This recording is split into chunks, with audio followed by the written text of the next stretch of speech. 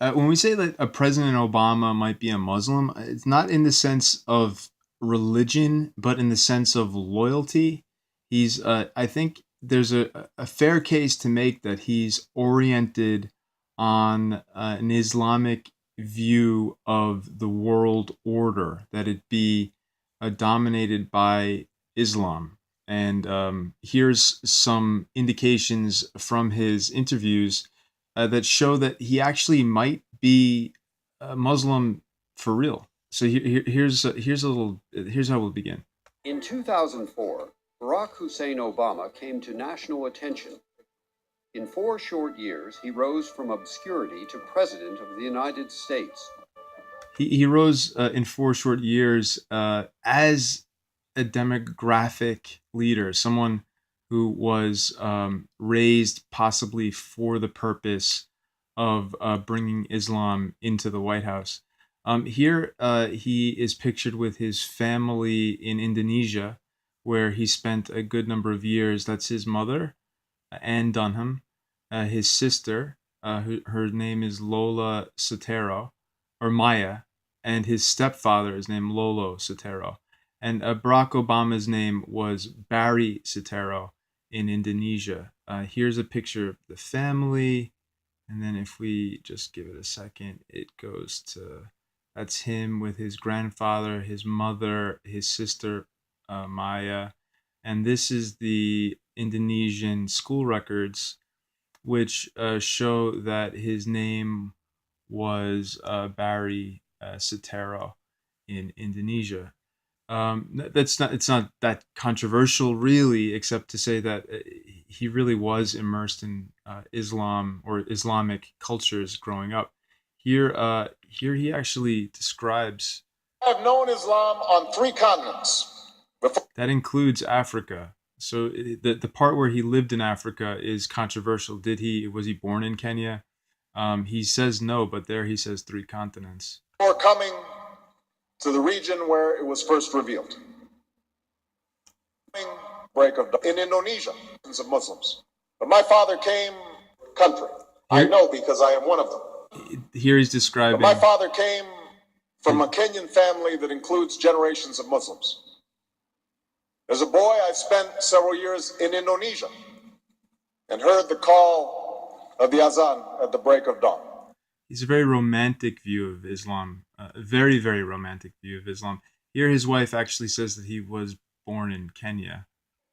We took a public HIV test, visited. Barack has led by example, which you all know. When we took our trip to Africa and visited his home country in Kenya. When we took our trip to Africa and visited his home country in Kenya. When we took our trip to Africa and visited his home country in Kenya. So the idea that he was born in Kenya is not outlandish if you consider that she just said that. But, you know, as Freudian slips happen. Here's another Freudian slip. You're absolutely right that John McCain has not talked about my Muslim faith.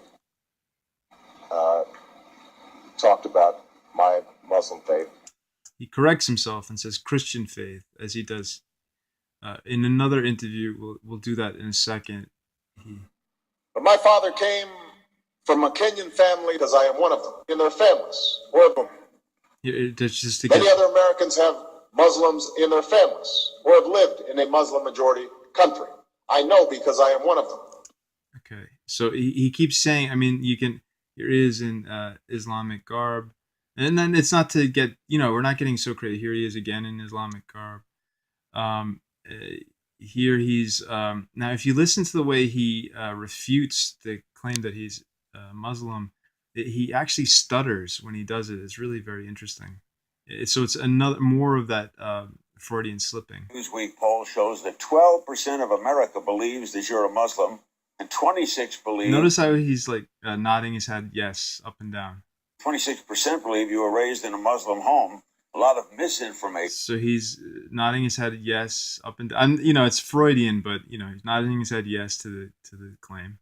How do you fight that? Well, by getting on Larry King and telling everybody And just notice the pauses, how he disrupts himself as he's talking. I'm a Christian and I wasn't raised. He says that, and I'm a Christian. He messes up, laughs, and says, "I wasn't. I was raised." Telling everybody I'm a Christian. Listen to the flow. By getting on Larry King and telling everybody I'm a Christian. And How do I tell everybody I'm a Christian? He doesn't really say I am a Christian. I wasn't raised in a Muslim home.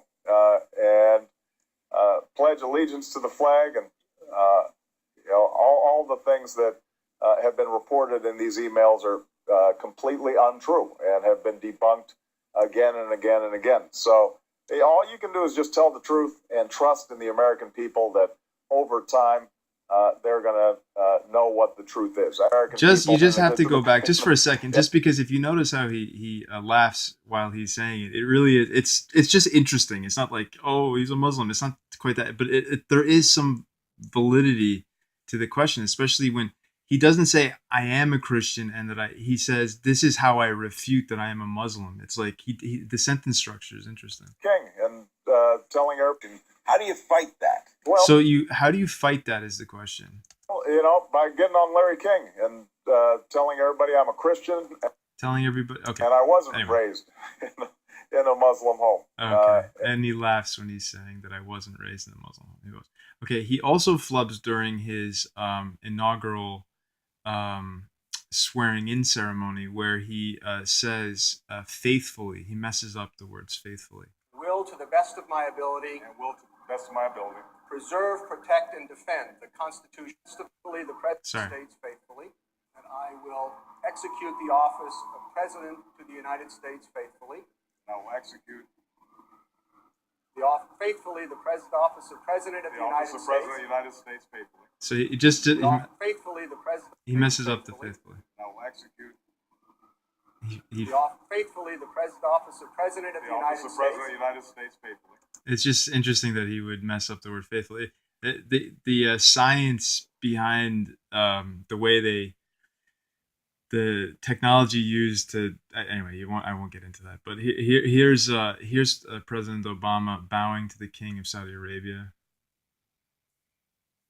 It's a deep bow as well, which is significant because in that culture, a deep bow is deferential, which is really the question here. That's the only reason the question of his Muslim identity is interesting, because is he loyal? To what degree is he loyal to Islam? It's really not. It's not an unimportant question. Thank you. And Eid Shema Mubarak. Now, him speaking in another language is not. It's not proof, but there are some interesting things. Here he bows again to the Saudi king.